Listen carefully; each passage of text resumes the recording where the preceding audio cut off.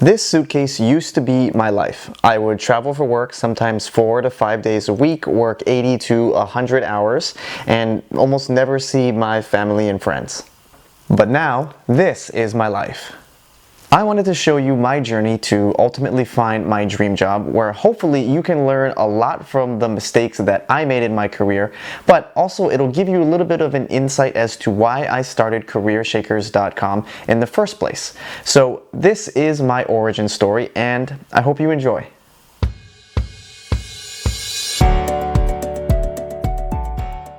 For a lot of us, our very first job right out of college is heavily influenced by the major that we chose to study in school.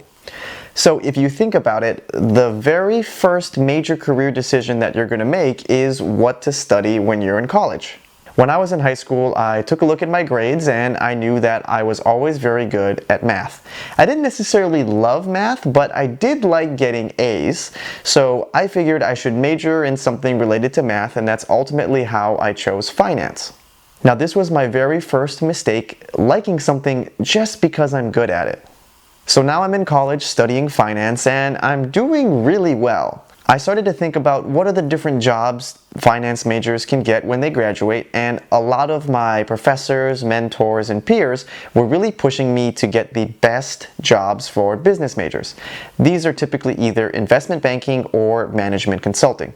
These are considered the best or most prestigious jobs when you graduate because they're the hardest to get, but they also pay the most.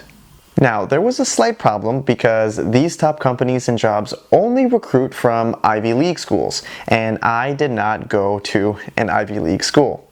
In fact, no one from my university in the last 5 years had ever gotten a management consulting or investment banking job right out of undergrad.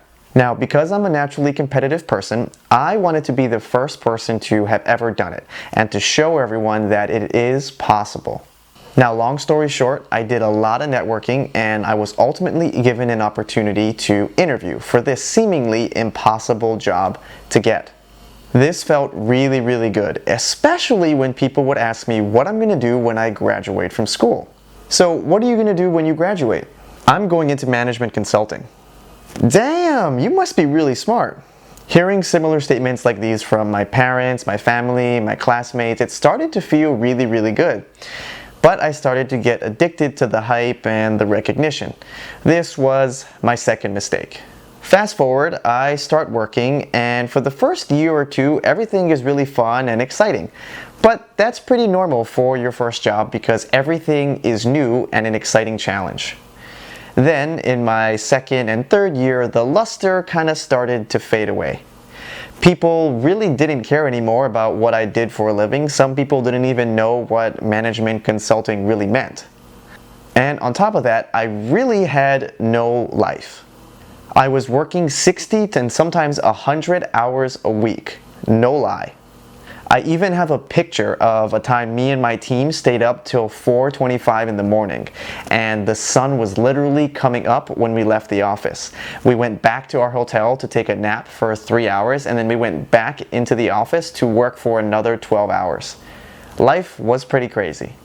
Now, I clearly remember I was working in my hotel room until about 2:30 in the morning, and I had to wake up in just a few hours to get back on a plane, fly 6 hours across the country, back to come home, only to work another 12-hour day. And I realized I'm just not happy anymore. On a scale of 1 to 10, 10 being like really excited and happy, I was probably at around a 4 or a 5, which is not good.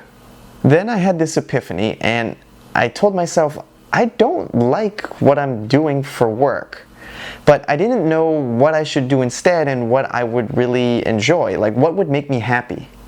So I did some soul searching, I took some time off of work, and I started to think about the skills that I really like to use the most. And that's ultimately what led me to discover HR, or human resources. I love helping people, and I'm an extrovert, so the more that I can talk and interact with people, the better. I also wanted a job where people were excited to work with me, and I wanted to feel like I was making a difference in someone's life, not just helping some vice president make more money or generate more revenue or cut costs by laying people off. I wanted something more. So I ended up quitting my job. This is the job that I had worked so hard when I was in college to get. The job that I had to defy all these odds and network like crazy just to get an opportunity to interview. And I was even up for promotion, and I still left. Everyone was freaking out, and my parents especially thought I was making a huge mistake.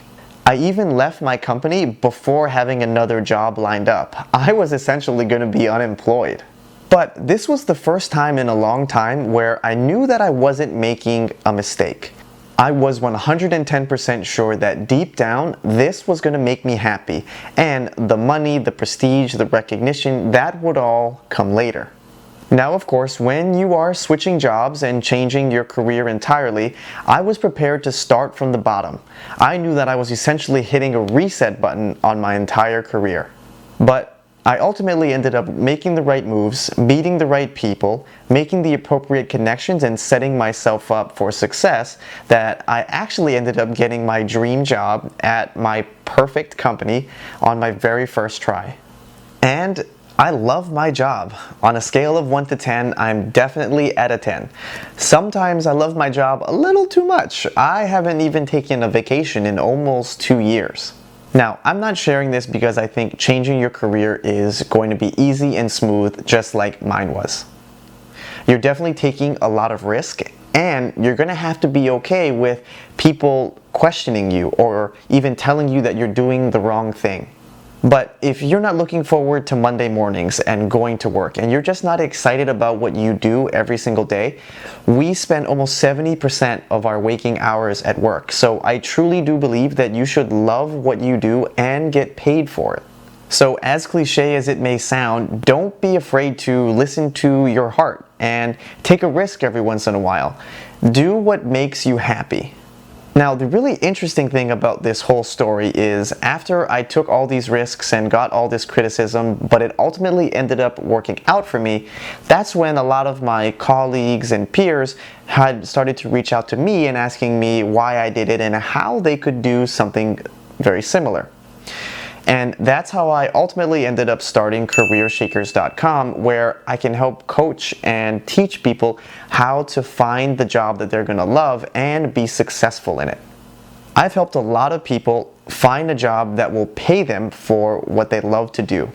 And I hope my story gives you some inspiration as well as some information.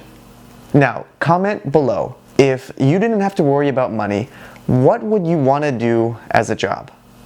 I'm really interested to see what types of discussions and topics people are going to bring up.